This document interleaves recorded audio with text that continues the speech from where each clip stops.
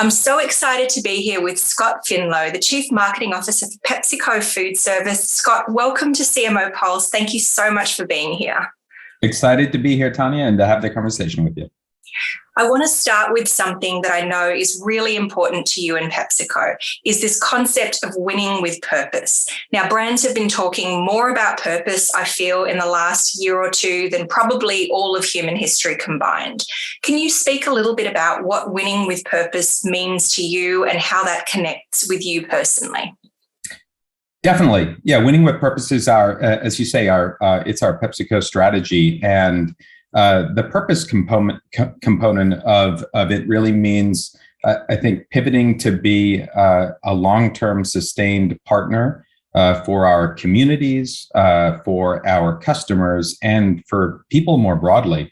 And it's something we're incredibly focused on and are doing a lot of work on across the company. And I'm going to be happy to talk about some of the things we're doing on my team as well.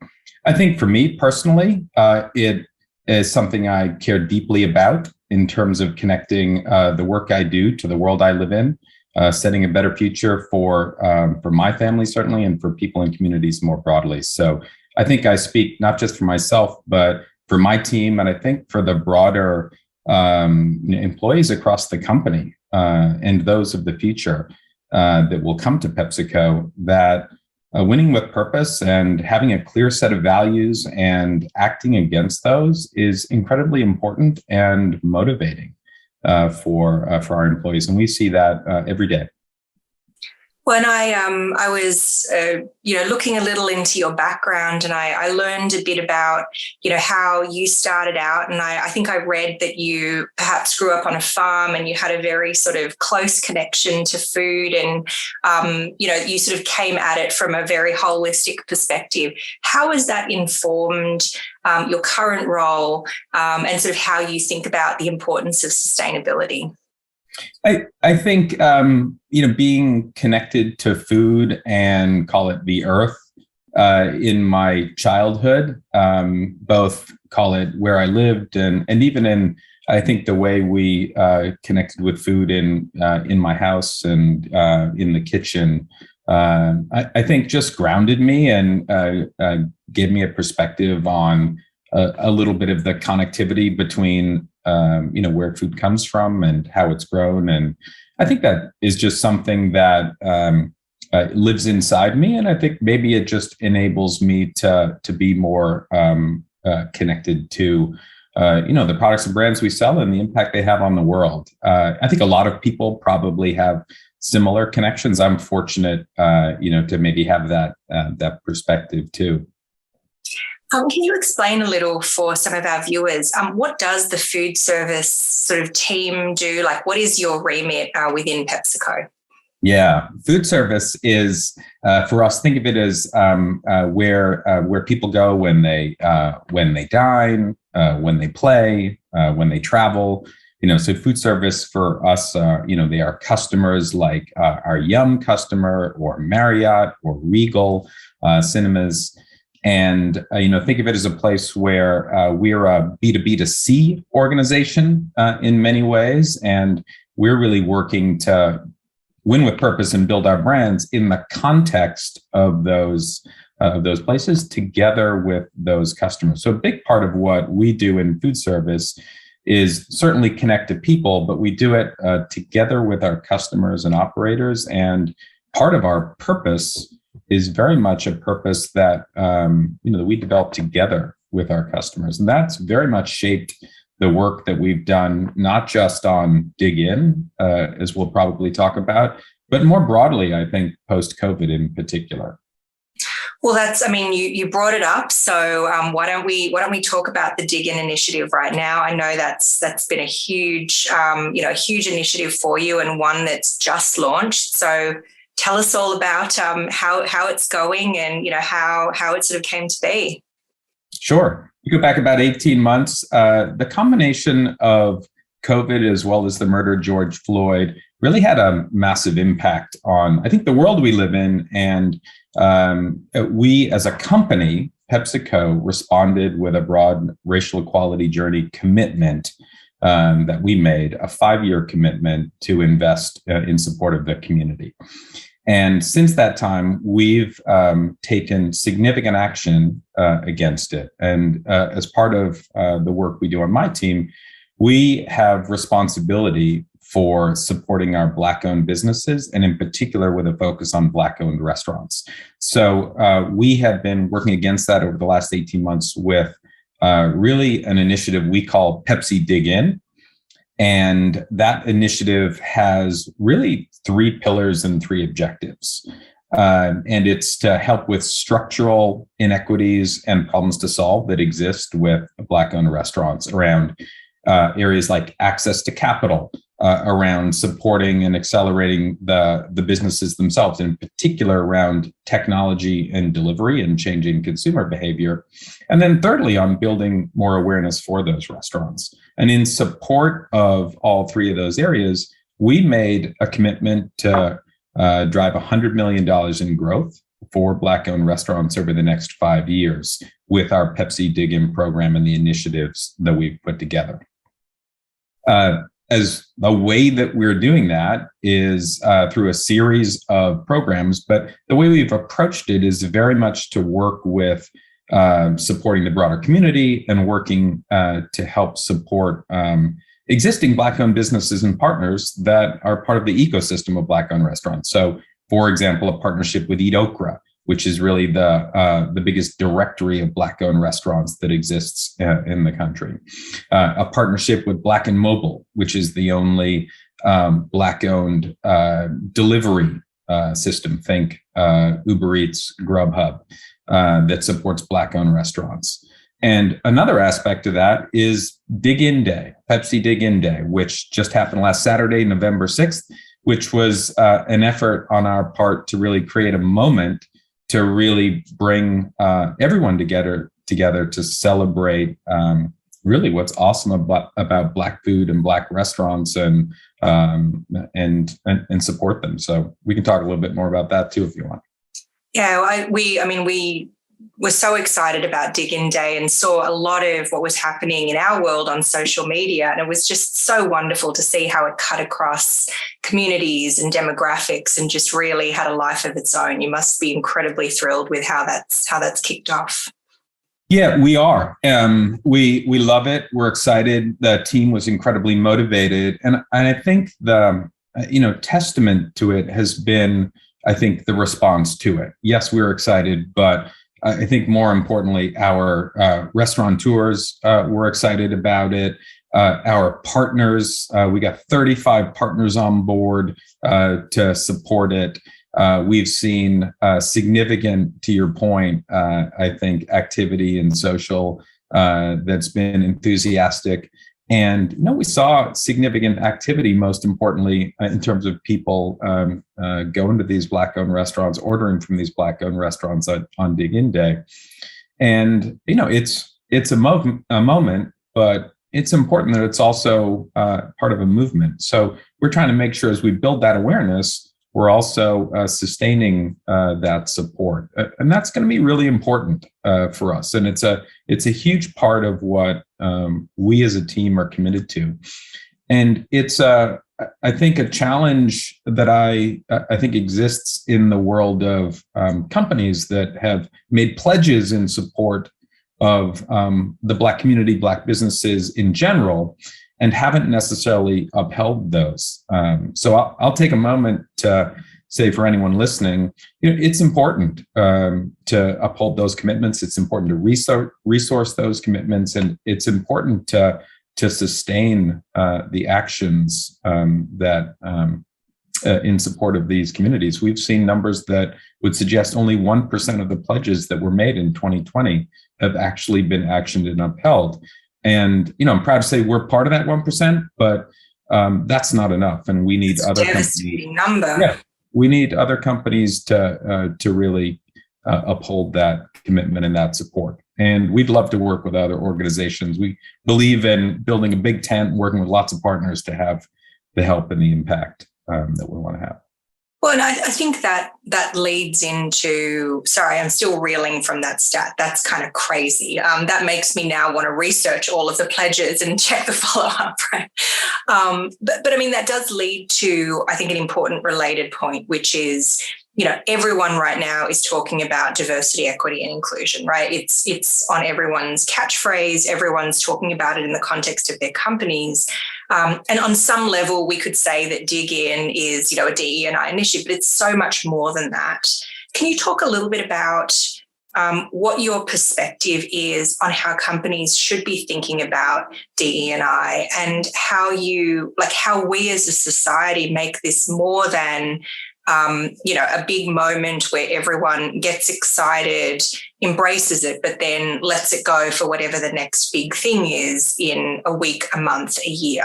How do we stay focused, and how do we make sure that we enable our own communities to hold companies to account for staying on the hook for things? Yeah, that's the challenge. So I think what's maybe most important is to ensure that your company really has the initiative or the plans embedded in their strategy, and they've made a commitment from the top. As we have, Ramon, our CEO, has been vocal and continues to be very supportive of all of the racial equality journey work that we've committed to, including the Dig In program. So that's one. The second is, I think, it's important that whatever the work is that an organization is committing to is consistent with that company's values and is very much part of the values of that organization. So it doesn't feel like it's separate from them. And then the third is, I think it's important that it's consistent with your brands and your business in a way. For us, we're the food service business. We support restaurants and work with restaurants as part of that business. And so it's natural for us to lean in even further and to a greater degree with Black-owned restaurateurs and that community. And I think for others that are listening, it's worth asking yourself, that series of questions. And are you positioned over the long term to make a sustained commitment as a company, as an organization? And maybe just to build on that, I also think, I talked about the motivations, then the engagement, I think, that happens for your own organization when it happens. But I think as individuals, for your audience, ask yourself, are you authentically leading the way with purpose in an area like we are with Pepsi Dig In? Are you sending and pushing your own organization to move ahead behind the values that you have with purpose to create a better future for the world that you live in and the world that your consumers and customers are living in? And I think, as you set it up, purpose is a relatively new thing that's at play across a lot of organizations. I think all of us have to work harder and ensure we're bringing the energy and focus and attention, against these initiatives. Well, I want to highlight, I don't know if you intended to say it, but one thing that you said that stood out for me up front when you said winning with purpose is our strategy. So you didn't just talk about mission or values or others, you actually, and that to me suggests that it's a very active thing that you are acting on every day and using to guide decision-making, as opposed to something that is sitting passively. And even if you believe it, maybe it gets integrated into how you do things, maybe it doesn't. So I don't know if that was a deliberate sort of statement, but it stood out to me as perhaps why it's showing up every day for you.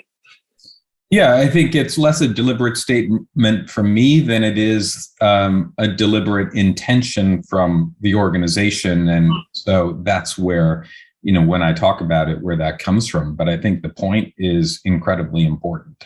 If your DEI or whatever your purpose initiatives aren't centered to the business, then it's always going to be hard to, I think, resource those, prioritize those, et cetera. They're the easier things to not resource, and they tend to get deprioritized in the course of the business if it's not part of that. Talking a little about how you inform a lot of your work. So can you talk a little bit about the role of insights, consumer intelligence? Like, how are you staying close, both to your Bs as well as your B2B to Cs, right? Like in a world that's changing, what has been your pathway to keeping a pulse on culture, understanding what people are experiencing and sort of adapting? Yeah, we're fortunate at PepsiCo, a big global organization. We have an amazing insights organization and tremendous assets and capabilities in that organization. So we're able to both leverage our global capabilities, and on the food service business, we have our own incredible team led by Gabe Chapman and others that stay focused on the consumer, really ensure that we are continuing to be empathetic both to people and consumers as well as our operators, as you said. And, we just commit to that. Our first behavior at PepsiCo that we utilize and lead behind or lead from as a company is to start with the consumer. And we task ourselves every day in everything that we do with doing that. And there's never been arguably a more dynamic time in our marketing lives and careers where we've seen consumer change. And those changes are impacting the operator as well. And I'll talk about a couple of initiatives, maybe beyond Dig In Day, that reflect some of those changes. We're seeing certainly increasing desire for experiences. We're seeing increasingly the importance of ease and convenience manifest itself, I think, in our lives, and that's never going back. We're seeing the importance of things like even safety as well. And from a product point of view, people are now more conscious of some of their choices, as we talked about earlier, and are looking in some cases for healthier choices and connecting their consumption, to their behaviors and even more broadly to their aspirations and goals in life and what kind of life they want to lead. And then the last thing I'll say is sustainability, which you might assume became less important over the course of a pandemic, actually increased in importance in people's minds, because I think they became more aware and conscious of the world they live in. So that is only more important going forward. And we have another strategy from PepsiCo called PepsiCo Positive, which is something we're involved in and helping lead the way in food service as well. So let me give you, from all of that, a couple of examples of some things we're doing to help both consumers and our operators. So one of them is a platform called SodaStream Professional. As you may know, we acquired the SodaStream business about 4 years ago. You probably think of it as the dispensing unit in your home, which is amazing. We created the professional unit for our customers, in particular in workplace and college and university. And it's it's an amazing piece of equipment that allows people to customize their product, connect to the equipment via an app that allows you to essentially set your personal hydration objectives and track your performance against those over a day and a week and a month. It allows you to customize the flavors you prefer, the intensity of your carbonation levels, your temperature, all of it. And their response has been outstanding. And, we're super excited about this platform. And, we're going to scale this in a significant way that, the size of a PepsiCo enables us to do, because it's an awesome I think, piece of equipment for consumers and helping them, and for operators as well. Now, part of what it does, it allows operators to meet the needs of their customers without utilizing labor. And that's important too in the world we live in, and we have to help our customers with that. So we have other initiatives we're working on that are in the broader, call it unattended space. So maybe think Amazon Go as the, an analog here. So in one instance, we've developed a cooler we call Quick Pick, which uses computer vision and other technologies, artificial intelligence, allows you basically to just utilize your credit card, open the door, choose any assortment of products you want, close the door, and you've essentially been charged for whatever the products are that you want. And if you think about the evolution of that from old vending machines and how much better of a consumer experience that is, it also has the fact that it's a better experience means people consume more products, they choose more, they pay more, et cetera. So it works to solve a broader set of people's needs in those contextual moments too. So that's one example. Yeah, those are. Yeah, please, sorry. yeah. No, I was going to give one more, which is kind of a broader test of that we're doing with Kansas University, and we've taken over their convenience store. And in partnership with a company called Newsstand, we're creating an entire, essentially unattended experience on campus for the students, linked to their meal program. It's got the ability to, choose products in advance, check out unattended, and it's early days, but the response from both the operator and the students on campus has been outstanding. It's a much more design-forward experience. It's a digital experience. There's a media and community component to it as well, which is really exciting. And that's another example of helping our customers and creating a better experience for our consumers through our brands. Well, this is making me want to ask you, and I actually wasn't going to go there, but now I have to, what you're talking about is really innovation, and it's innovating, to some degree because of necessity, because the world's changing, but it's also, a lot of the solutions that you're coming up with are incredibly creative. Many of your operators were among the hardest hit last year and have had real changes to their business. One of our other interviews for this series was Ken Thews, the CMO at Regal, and he was talking about, the impact to the business, but also some of the incredible creative initiatives they were doing around augmented reality and things. How can you talk a little bit about your approach to innovation and how you sort of turned, I think, perhaps a difficult time in the world into this sort of hotbed of newness and of new initiatives that will probably persist way beyond the pandemic, right? And create a very different perspective of what's possible for many of your operators. Yeah, sure. We're going to run out of time, right? But I think fundamentally, we continue to start with the consumer and understanding what's happening with the consumer at the intersection of the operator. I think what happened with COVID and as a pandemic turns endemic, it is going to be, a lot of the things we're seeing are going to continue to stick and be important. So we just had to stay close to the consumer and operator and play from there. I think what we did differently, it wasn't necessarily more creative. What we did was, we focused on what mattered most. And I think what we learned is we could do things faster. And when there's a crisis, you respond to it. People come together and, some of the inefficiencies in our innovation process, I think, disappeared. And that's part of what we learned. We learned we could be better. So I'll give you a couple of examples. We went very rapidly, to help make our equipment safer for operators, whether it was with plastic guards across our dispensed equipment, contactless pouring across all of our digital as well as legacy fountain equipment.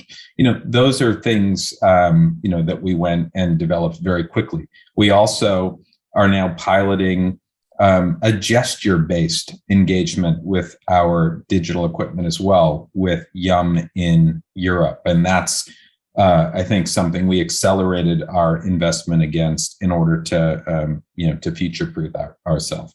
But we continue to be grounded really in the fundamentals. And I think we just got more focused and smarter in that regard. So, I do think focus and guardrails can drive greater creativity. It also drives speed and executional excellence too. And when you need to help, and you're in a crisis, it helps motivate and focus all of us, doesn't it? As you think about your approach in your role, would you say that you are more creative-led or more data-led, or a little bit of both? Definitely a little bit of both. My background is a mix of marketing and insights. So, I definitely play from the left and the right brain in terms of solving. I think it's important for all of us to utilize data, insights, et cetera, to really identify what the consumer truth is, what the true insight, the true tension is, and then play from there. I'm a huge believer in coming up with creative and disruptive solutions and big ideas. And I think some of the examples of what we've created across the team are certainly indicators of that. And so I think it's always a bit of a balance. In a world of performance marketing, I think that's awesome because it allows us to be honestly a lot smarter about understanding what works and doesn't work. But you can swing too far in that regard as well. And I think, what people are looking for from brands is, sometimes just incredible, authentic experiences. And I don't know that those are going to come from a place of data and performance. Yeah, it's definitely a mix. When you reflect back over your career, if you had to pick one decision that you've made that was either the most influential or one of the most influential, I know that that's otherwise a big question, what would that decision be and how has that impacted who you are today? I think the most influential decision I made was I raised my hand to take an international assignment 20 years ago when I was working in New York on brand. And the job that opened up was the director of marketing for our beverage business in Japan and Korea. And I moved to Bangkok and started working on those two markets across our business there. And what it led to was a 6-year career stint in Asia Pacific, certainly getting to know cultures and businesses, getting to know our consumer across those different markets as well, but building an incredible, I think, empathy for people in general, and maybe most importantly, I met my now wife at PepsiCo there, and so it became a decision that led to what matters to me most in my life, which is my family and my wife and my kids. So it was important in that regard too. So it professionally and personally was the most important thing I've ever done. And if you could go back to the start of your career and offer yourself one piece of advice, what would that piece of advice be? I think trust your intuition and go bigger on it. I don't live in regret, but there are times when I think I've hesitated in moving ahead with an idea that I think has manifested, as ended up being true. And I think you've got to trust your conviction, and especially with more experience, to come back to some things I said earlier. If the consumer truth is there and you have a deep understanding of where you think that consumer is going, and you understand your customer, and you've got conviction that you've got an idea that you think is going to grow the business, build your brands, create something amazing for people, push it, lead the way. No one's going to do it if you don't, or worse, someone else is going to do it from one of your competitors if you don't. So I think we've all got to play from that position of confidence and just kind of have the gumption to go sometimes.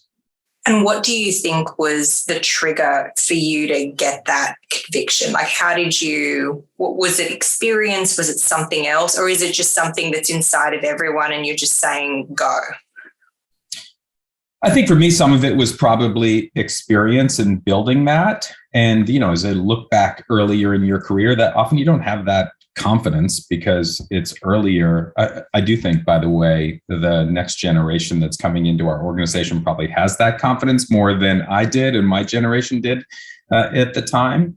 So I think that's the biggest, maybe the biggest component for me personally. But, for those who are at earlier stages in their career, I think just play from there and, have confidence in yourself and know what impact you want to have. Time goes fast, and it's important to get going and define what that impact is and play from there. I love that. Well, we're going to hold there, but this was an incredible interview. Thank you so much, Scott. It's such a pleasure to chat with you. Oh, it was great, Tania. Thanks very much. Appreciate the opportunity. Thank you.